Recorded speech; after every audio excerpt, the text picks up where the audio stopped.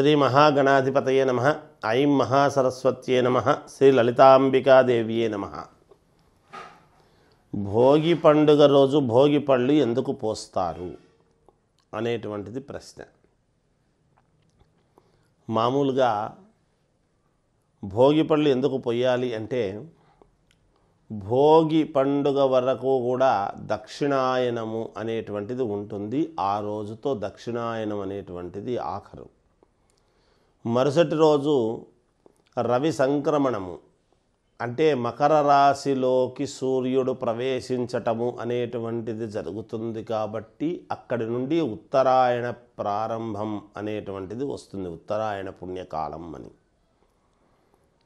అయితే ఈ సంధికాలం ఇవాళ అయిపోవటము, రేపు ఈ దక్షిణాయనము పూర్తి కావటము, మరుసటి రోజే ఉత్తరాయణము ప్రారంభము కావటము.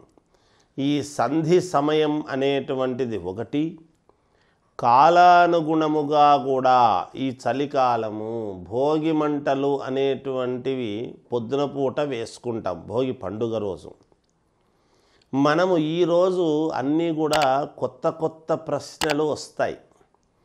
పూర్వం ఏమిటి అంటే, అప్పుడు అన్నీ కూడా మట్టి పేడతో అలికి చేసుకునేటువంటి ఇళ్ళు, కిందంతా కూడా భూమి కూడా ఏవి బండలు అనేటివి ఉండేటివి కాదు. ఎప్పుడు కూడా ఆవు పేడతోనే ఇల్లంతా కూడా అలుక్కొని, చుట్టుపక్కల కూడా ఆవు పేడతో అలుకుకొని జీవనం సాగించేటువంటి రోజులలో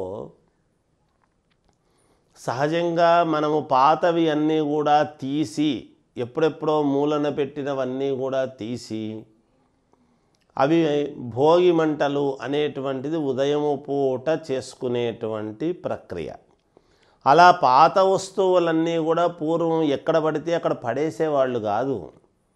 ఎక్కడ పడేసినా వాటి వలన మళ్ళీ మనకు కొంత ఇబ్బంది అనేటువంటిది ఉంటుంది, సహజం మన వస్తువులు పడేయడం వలన. అలా పడేయకూడదు. నిజానికి పాతకాలము వాళ్ళు చేసేదే చాలా కరెక్టు. అలా అన్నీ కూడా పెట్టి ఎప్పుడైతే ఆ భోగి పండుగ రోజు అన్నీ తీసి చేస్తారో, కొన్ని చెదలు పట్టినవి, పాతవి, పురుగు పుట్ర అవి ఏమైనా ఉంటే, చేస్తే చిన్న చిన్న పురుగులు అవి ఉంటే, ఆ రోజు శుభ్రముగా అవన్నీ తీసేసి అన్నీ కూడా అగ్నిలోకి ఆహుతి చేసి ఆ భోగి మంటలు అనేటువంటివి వేసుకొని, ఇంట్లో చిన్నపిల్లలు ఉండేటువంటి వాళ్ళు కదా, అప్పుడు ఆ చిన్నపిల్లలకు ఎటువంటి ఇబ్బంది కలగకుండా, అంటే పండు అంటే ఏమిటి, పరిపక్వత చెందడం అనేటువంటిది. పండు అనేది ఎప్పుడంటాము, కాయ ఇదై పరిపక్వత చెందితే పండు అంటాం. అలాంటి భోగి పళ్ళను మీద పోసుకోవడంలో, చిన్నపిల్లలకు మీద పోయడంలో ఏమిటి అంటే, బ్రహ్మరంధ్రము మీద పోయటము అంటే నెత్తి మీద కూర్చోబెట్టి మిగతా పిల్లలందరినీ కూడా పిలిచి కొత్త చెరుకు గడలు, పల్లీలు, నువ్వులు, దేహపీడాకారకుడు అయినటువంటి శనికి సంబంధించినటువంటి ధాన్యము నువ్వులు, ఆ నువ్వులతోనూ అన్నీ కలిపి వీటిని పిల్లలకు ఎటువంటి కిసురు అంటే కీడు జరగకుండా ఉండటానికి కావాల్సినటువంటి విధానముగా ఇవి పోసి అందరికీ కూడా పంచటము. ఆ పండుతో అలా చేసి కింద పడినటువంటి పళ్ళనన్నింటినీ కూడా తీసేయటము. వాటి వలన ఏమవుతుంది అంటే, కొన్ని చీమలకు వాటికి వీటికి వేసేటువంటి సాంప్రదాయము పూర్వము ఉండింది. అందుకనే మనం ఏదైనా మాట వస్తే చీమకు కూడా నేను అపకారము చెయ్యలేదు అని ఒక మాట చెప్తుంటారు ఊరికి మామూలుగా. అయితే పూర్వము ఇవన్నీ పాటించేవాళ్ళు. అలా చీమ పెద్ద పెద్ద వాటి దగ్గర నుంచి ఆ ప్రాణులన్నీ దాటుకొని కదా మనం ఇక్కడికి వచ్చాం మానవ జన్మకు. అందువలన మన పిల్లలు కూడా యశోవంతముగా కీర్తి ప్రతిష్టలతో జీవితాన్ని గడపటానికి కావాల్సినటువంటిది. చిన్నపిల్లలకు తొందరగా కొన్ని ఇవి సోకేటువంటి అవకాశము ఉంటుంది ఈ కాలం రీత్యా.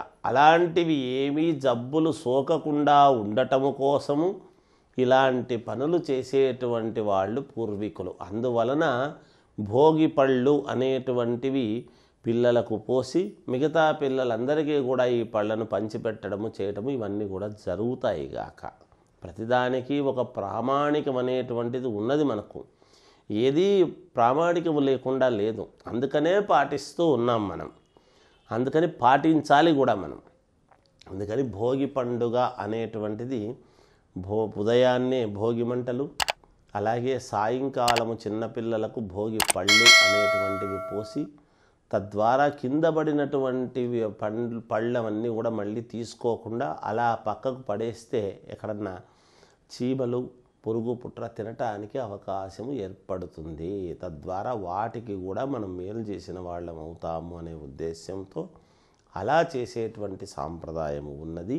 అందువలననే భోగి పళ్ళు అనేటువంటివి పోస్తున్నామని తెలియజేస్తూ జయోస్తు.